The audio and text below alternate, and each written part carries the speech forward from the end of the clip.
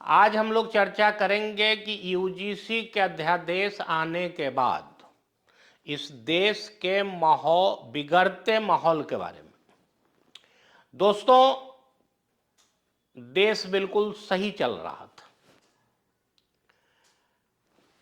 BJP को यानी NDA को बहुत प्रचंड बहुमत मिला बिहार में, उन्हें काम करके दिखाना है।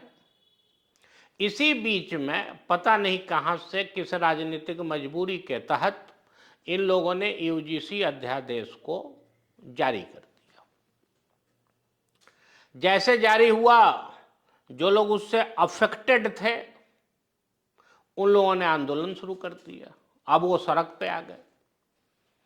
जब मामला सुप्रीम कोर्ट में गया तो माननीय अदालत ने उस पर रोक लगा दिया साहब। अब जैसे रोक लगा तो जिनको फायदा होने वाला था वो सड़क पे आ गए। मुझे तो लगता है कभी कभी कि इन सभी ये जो हमारे सो कॉल्ड अपने नेताजी लोग हैं ना, इनसे अच्छा ब्रिटिश हुकूमत था। कम से कम उन लोगों ने सिर्फ हिंदू और मुस्लिम किया। ये लोग तो पता नहीं कितना लड़वाएंगे लोगों को। अध्यादेश जारी किए, सवर्ण नाराज। अध्यादेश रुक गया सुप्रीम कोर्ट में, अब ओबीसी एससी एसटी नाराज। आपस में जुबानी जंग चल रहा है। सोशल मीडिया आजकल एक प्लेटफॉर्म है जहां किसी पर कोई नकेल नहीं है। कोई किसी के माँ बहन को गाली दे रहा है, तो कोई किसी के औकात को बता रहा है, तो कोई किसी के पूर्वज क्या करते थे, झाड़ू बांधते थे, क्या करते थे, उसकी कहानी सुना रहा है। कोई आदमी मुगल तक चले जा रहे हैं।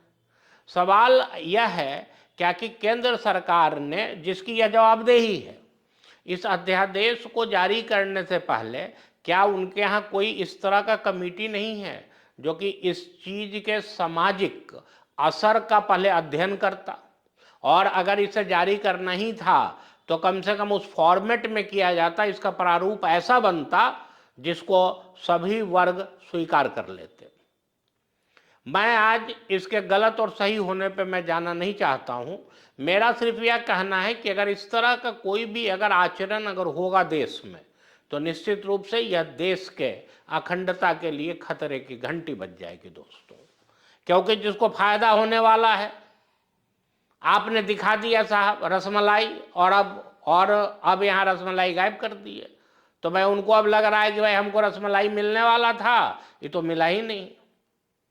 अच्छा, जिनके थाली में रसमलाई नहीं जा रहा था वो लोग जब नाराज हुए तो आपने रोक दिया।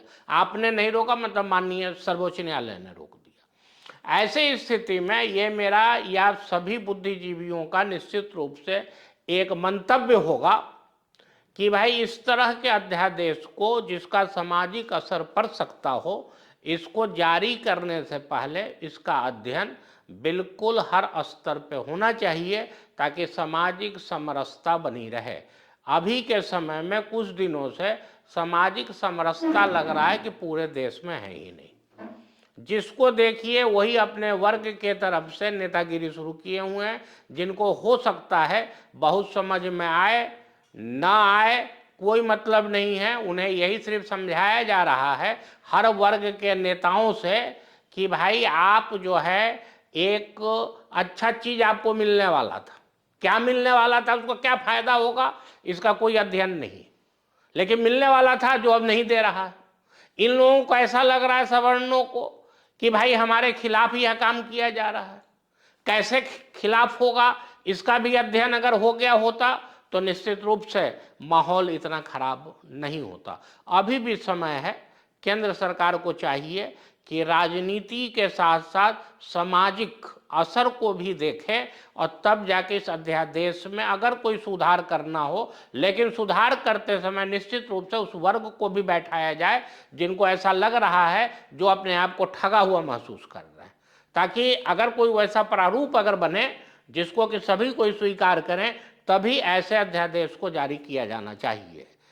देखते हैं इसका असर कितना लंबा जा रहा है दोस्तों, क्योंकि अभी तो सर्वोच्च न्यायालय ने इस पर रोक लगा दिया है। तुरंत फिर जब आएगा निर्णय उसके बाद का स्थिति देखना पड़ेगा, और यह जवाबदेही केंद्र सरकार की होगी, मोदी सरकार की होगी कि वह कुछ ऐसा माहौल नहीं बनने दे जिससे कि देश में एक तरह का ये जो जेनजी वाला टाइप का जो हुआ अभी नेपाल में, उस तरह का कुछ क्रिएट हो जाएगा, ठीक है ना।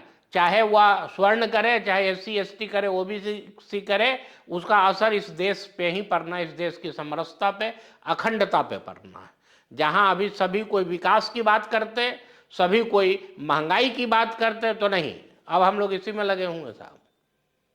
हुआ कुछ नहीं, लेकिन दोनों तरफ के लोग लड़ाई झगड़ा में व्यस्त हो गए, जुबानी जंग चल रहा है। ऐसा लग रहा है जैसे देश गृह युद्ध के मुहाने पे खड़ा है।